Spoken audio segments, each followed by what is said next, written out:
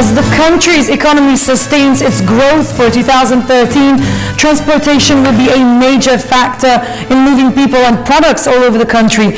Movement will require a more efficient transportation network on air, land, and sea.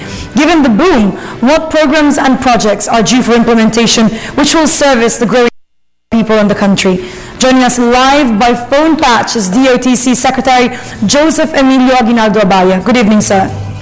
Hi, good evening. Robert. I didn't get the female host, but good evening to our televiewers. Sir, what are your priorities for 2013 until the President ends his term in 2016? Let's go, for instance, to mass transportation. The extension of the LRT from Taft Avenue all the way to Cavite. How much is the project, and what the distance covered, and how many commuters will it service? Well, first of all, on your very first question, what are our priorities? Our priorities are basically everything in the pipeline. This would go for the 4 different dimensions of DOTC. You have air, sea, maritime, and you have toll roads and rail. And you've mentioned LRT 1. We expect this to be out sometime April or May this year. It will roughly take us to the end of the term of the President for completion. It is a 60 billion peso. It's a 60 billion peso project. 30 billion will be under an ODA arrangement. The other would be under PPP.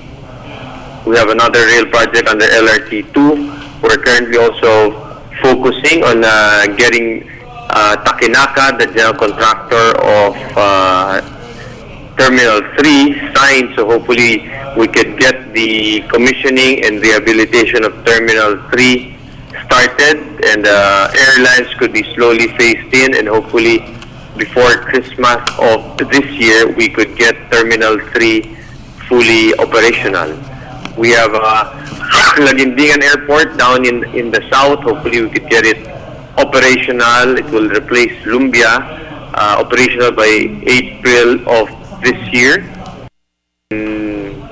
I could go on with the automatic fare collection system, the integrated transport terminals, where you have 1 in the north, 2 in the south.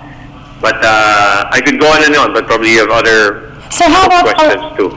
Sorry, how about the MRT 5? MRT 5. I have yet to know of 5. Oh, probably, sorry. I mean, we have a 3 and a 7. Sorry, yes. I mean, the average of which is 5. Sorry, yes, 7 and 3. How about 7? Are you referring to MRT 3 or 7? 7 po. 7. The ball is currently with DOF. They are currently negotiating with the proponent. I was informed today that MRT 7. Their negotiations with DOF has been concluded. I have yet to see the final agreement, and I think they're already drafting implementing rules on that. So hopefully we see this coming online and started too. So moving on, Cebu City also needs a mass transport system given the growing problem of traffic. How soon will this project be implemented? Are you referring to the bus rapid transit system in Cebu? Yes, and also sort of vehicular traffic. Yeah, well, we still have to get the NEDA board approval. That is the highest level where the President is essentially involved in the decision making. We're almost there, getting the approval of the NEDA board. However, the President would want to see a proof of concept, meaning we will try to simulate how the efficiency and how people would behave given this different basically a change in culture in bus transportation. We plan to have a quick and dirty simulation of this, and hopefully once we test this out for a couple of months or 3 months, we finally could get the NED approval, then we could move on with the BRT in Cebu. Okay, so how about our airports? Given the boom in tourists visiting the country and Filipinos traveling all over the country too, Is the rehabilitation of NAIA completed, and when will NAIA 3 be fully operational to service more foreign airlines?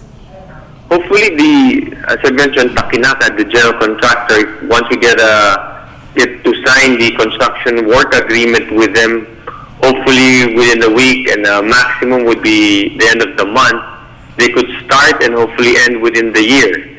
So we will push for it that the whole of Terminal 3, 100% of it, will be fully operational before the end of the year, hopefully before travel season, Christmas this year. But the phasing in of airlines will be conducted, so we did not wait till the end of the year. And are there any other airports that are being upgraded or that you're planning to upgrade in other parts of the country? Well, currently, under the PPP, we have Panglao Airport, the Bohol International. Mactan Cebu will be likewise is a PPP project, and the O&M will likewise be bidded out. We have Puerto Princesa Airport, also under PPP.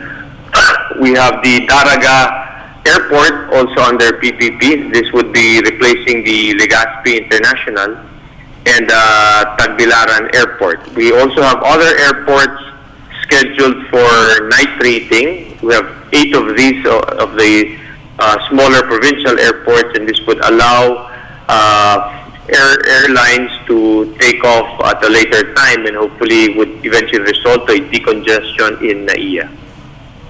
Okay, so moving on. You traveled to Cebu with the president to inaugurate an Australian shipbuilding company, if I'm not wrong. What impact will it have on the country's shipbuilding industry, especially in providing with ships and local shipping lines, or for local shipping lines with ships to transport our people?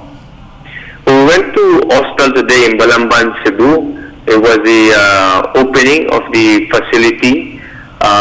Clearly, they demonstrated the capability to use latest technology in shipbuilding. What was there that we saw was an 80-meter cargo and passenger ferry. Probably it would be the largest ferry vessel constructed in the country. It is of the catamaran type, so it's the newer high-speed version. And what is important here is the confidence of the Australian private sector or business sector choosing the Philippines as a destination for shipbuilding. Hostel has offices in the U.S. and actually has an arm that actually builds vessels for the U.S. Navy. Down the road, employment opportunities for our countrymen, especially welders, will be offered by Hostel, and hopefully the transfer technology will make our laborers more well equipped and well skilled in this line of industry.